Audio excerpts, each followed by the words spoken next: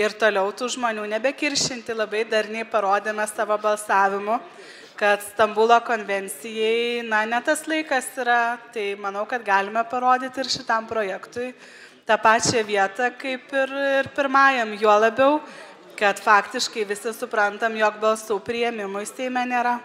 Ne mes kiršinam, o jūs kiršinat. Ir ne tik tai, kad jūs pati žinot. Visi aplinkui sėdinti žino, kad jūs esate tas garuojantis nuodų buteliukas, kuris kiršina ir kiekvieną sesiją tokiais ir panašiais siūlymais ir Lietuvos liaudį, ir tiesą sakant Seimo salę. Tai, miela Agne, tikrai esat protinga ir protingas Seimo narys, protingas žmogus. Galit savo kūrybinę energiją nukreipti kažkokiem kitiem dalykam.